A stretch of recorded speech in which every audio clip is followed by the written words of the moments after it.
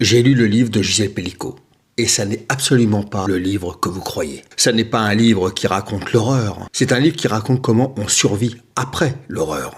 Quand Gisèle Pelicot publie « Et la joie de vivre », elle ne sort pas seulement un livre sur l'affaire médiatique. Elle reprend sa parole après un procès historique et raconte un récit de survie.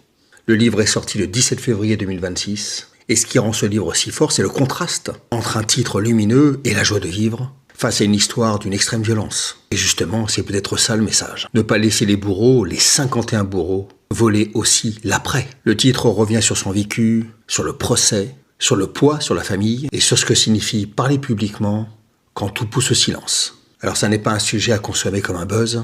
C'est un livre qui pose une question brutale. Est-ce qu'on écoute vraiment les victimes? Ou seulement quand l'affaire devient impossible à ignorer? Je vous laisse me donner votre avis en commentaire. J'ai lu le livre de Gisèle Pelicot. Et ça n'est absolument pas le livre que vous croyez. Ça n'est pas un livre qui raconte l'horreur. C'est un livre qui raconte comment on survit après l'horreur.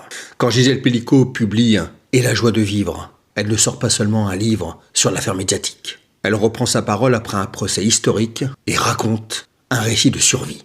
Le livre est sorti le 17 février 2026. Et ce qui rend ce livre si fort, c'est le contraste entre un titre lumineux et la joie de vivre face à une histoire d'une extrême violence. Et justement, c'est peut-être ça le message. Ne pas laisser les bourreaux, les 51 bourreaux, voler aussi l'après. Le titre revient sur son vécu, sur le procès, sur le poids sur la famille et sur ce que signifie parler publiquement quand tout pousse au silence. Alors ça n'est pas un sujet à consommer comme un buzz. C'est un livre qui pose une question brutale. Est-ce qu'on écoute vraiment les victimes? Ou seulement quand l'affaire devient impossible à ignorer? Je vous laisse me donner votre avis en commentaire.